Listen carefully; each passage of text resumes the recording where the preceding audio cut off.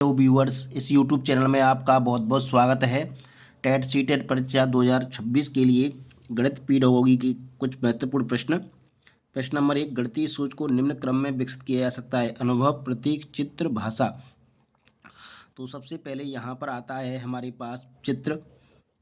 चित्र के बाद हम प्रतीक बना लेते हैं दिमाग में। प्रतीक के बाद हमारे पास दिमाग में भाषा आती है। भाषा के बाद अनुभव आते हैं। तो सही उत्तर है APSLE। प्रश्न नंबर 2, शिक्षा आयोग 1964 से 66 के अनुसार गणित शिक्षण में किसकी समझ पर अधिक बल दिया गया है? आधारभूत सिद्धांत, यांत्रिक शिक्षण, गणितीय गणना, उपरोक्त सभी। तो इसका सही उत्तर है ए, आधारभूत सिद्धांत पर दिया गया है। प्रश्न नंबर 3, गणित के शिक्षण में हम ज्ञात से अज्ञात की ओर बढ़ते हैं किस विधि में? ज्ञात से अज्ञात की ओर बढ़ते हैं आगमनात्मक विधि, परियोजना विधि, ह्यूरिस्टिक विधि, इनमें से कोई नहीं। तो इसका सही उत्तर है आगमनात्मक विधि, इंडक्टिव मेथड। प्रश्न नंबर 4, गणितीय खेल और पहेलियां गणित शिक्षण की किस विधि के उदाहरण हैं? खेल विधि के, समस्या समाधान विधि, प्रयोगशाला विधि, उपरोक्त सभी। तो सही उत्तर है इसका ए, खेल विधि के उदाहरण हैं। प्रश्न नंबर 5, कौन सी एक गणित शिक्षण की विशेषता है? गणितीय उपकरणों के साथ प्रयोग करने की क्षमता, बी, गणित कक्षा संचालित करने की क्षमता, सी, विभिन्न शिक्षण विधियों का ज्ञान, उपरोक्त सभी। तो गणित शिक्षक की कौन सी विशेषता है? तो इसका सही उत्तर है उपरोक्त सभी। उपरोक्त सभी, क्योंकि उसको गणित के उपकरणों के साथ प्रयोग करना भी आना चाहिए, संख्या को संचालित करने की क्षमता भी होनी चाहिए और विभिन्न शिक्षण विधियों का ज्ञान भी होना चाहिए। प्रश्न नंबर 6, संख्या सक्रियाओं को बताते समय के समझने पर जोर दिया जाना चाहिए: आकार, पैटर्न, आंकड़ा प्रचालन, उपरोक्त सभी। तो इसका सही उत्तर है बी, पैटर्न। पैटर्न को जानकारी होनी चाहिए। प्रश्न नंबर 7, गणित की शिक्षा में कूलम को समझने के लिए उपयोगी है: बंद वक्रों के वर्ग, समरूपता, 1 व 2 दोनों, या तो ए या बी दोनों, लेकिन दोनों नहीं। तो इसका सही उत्तर है सी, एक व ए व बी दोनों। आगमनात्मक विधि क्या है? विशिष्ट से सामान्य की ओर जाती है, जबकि निगमनात्मक विधि सामान्य से विशिष्ट की ओर जाती है। प्रश्न नंबर 8, कौन सा कथन गलत है? गणितीय अवधारणाएं अमूर्त हैं, गणित हमें प्रकृति के बारे में बताता है, गणितीय अवधारणाओं में अनुक्रमिक श्रृंखला में है, गणितीय अवधारणाओं के बीच एक लंबा संबंध है। तो गणित हमें प्रकृति के बारे में बताता है, ये सही नहीं है, तो ये गलत कथन है। प्रश्न नंबर 9, मूर्त से अमूर्त तक की प्रक्रिया से संबंधित है: समस्या समाधान विधि, प्रदर्शन विधि, खेल विधि, शैक्षणिक विधि, उपयुक्त सभी। तो इसका सही उत्तर है उपरोक्त सभी। गणित मूर्त से अमूर्त तक की प्रक्रिया को समस्या समाधान विधि, प्रदर्शन विधि, खेल विधि, शैक्षणिक विधि सभी बताती हैं। प्रश्न नंबर 10, प्राथमिक गणित के किसी भी पाठ्यक्रम में निम्न में से कौन सा प्रकृति शामिल होनी चाहिए? मूर्त से अमूर्त, अमूर्त से मूर्त, मुक्त अंक, अंतनाटक, उपदेशात्मक प्रक्रिया। तो इसका सही उत्तर है मूर्त से अमूर्त। मूर्त से अमूर्त। प्रश्न नंबर 11, त्रिभुज के क्षेत्रफल की अवधारणा है: मूर्त, अमूर्त, मूर्त एवं मूर्त, कोई नहीं।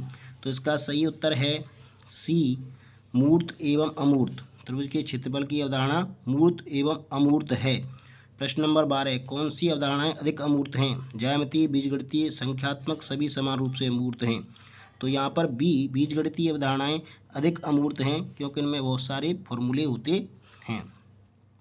13, कक्षा 1 के स्तर पर विद्यार्थियों के लिए कौन सी अवधारणा को समझाना बहुत कठिन है? विभिन्न संख्याओं के लिए प्रतीकों का प्रयोग करना, संख्याओं की गिनती करना, संख्याओं का जोड़ना, उपयुक्त सभी।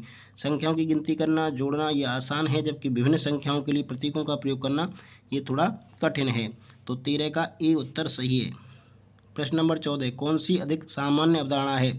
प्राकृतिक संख्याएं, पूर्णांक, सम संख्याएं, विषम संख्याएं। तो यहाँ पर प्राकृतिक संख्या में ही सम संख्याएं एवं विषम संख्याएं आती हैं। तो इसका सही उत्तर है बी, पूर्णांक। प्रश्न नंबर 15, बच्चों की गलतियां अधिगम में सहायक हैं, यह विचार किसका है? ब्रूनर, वाइगोत्स्की, पाउलो फ्रीरे, पियाजे। तो इसमें सही उत्तर है डी, पियाजे। बच्चों की गलतियां अधिगम में सहायक हैं। प्रश्न नंबर 16, दो सम संख्याओं का योग एक सम संख्या है, यह आप कैसे सिद्ध करेंगे? अवलोकन से, प्रयोग से, तर्क से, अनवलोकन तरीके से। तो इसका सही उत्तर है तर्क से। विभिन्न तरह के उदाहरण देकर तर्क से सिद्ध करेंगे। गणित सीखने की प्रक्रिया आसान हो सकती है यदि सोपान क्रमिकता, हिरैर्की के आधार पर शिक्षण योजना बनाई जाए।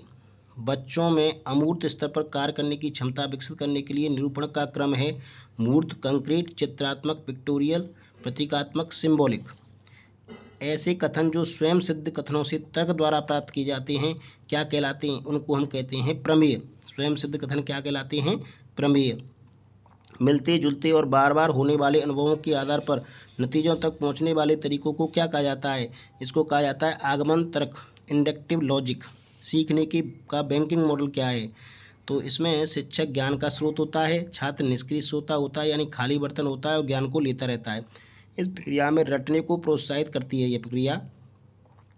पावलो फ्रेयर इसके प्रतिपादक थे। इन्होंने किताब लिखी पीडागोगी ऑफ द ऑप्रेस्ड।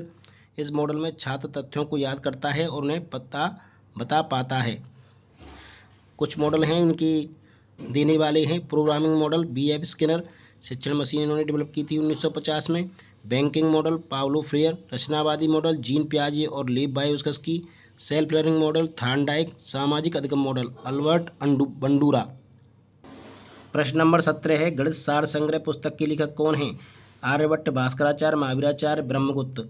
सही उत्तर है इसका सी, महावीराचार्य। महावीराचार्य ने गणित सार संग्रह पुस्तक लिखी है। यहाँ गणित की कुछ पुस्तकें, कुछ लेखक हैं। आर्यभट्टीय दशगीतिका, आर्य सिद्धांत आर्यभट्ट ने लिखी हैं। सिद्धांत शिरोमणि, लीलावती, बीजगणित, गृहगणित और गोलाध्याय, कर्ण कौतुल, वासना भाष्य भास्कराचार्य ने लिखी हैं। गणित सार संग्रह महावीराचार्य ने लिखा है। 9वीं शताब्दी के गणितज्ञ हैं ये। ब्रह्मस्फुट सिद्धांत खंड खादक ब्रह्मगुप्त ने लिखा है।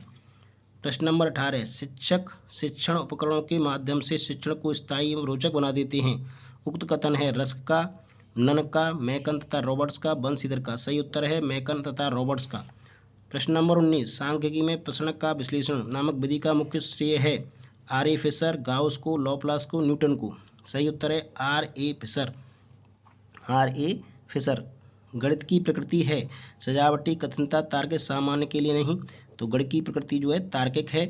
प्रश्न नंबर 21 एक त्रिभुज की रचना नहीं की जा सकती यह 2 कोण और 1 भुजा हो, केवल 3 भुजाएं हों, केवल 3 कोण हो, 2 भुजा और उनके मध्य 1 कोण हो। तो त्रिभुज की रचना करने के लिए कम से कम 1 भुजा का होना जरूरी है।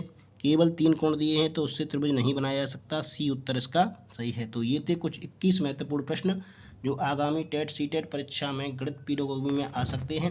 वीडियो पसंद है तो लाइक ज़रूर करें, चैनल को शेयर एवं सब्सक्राइब भी कर लें। वीडियो देखने के लिए बहुत बहुत धन्यवाद।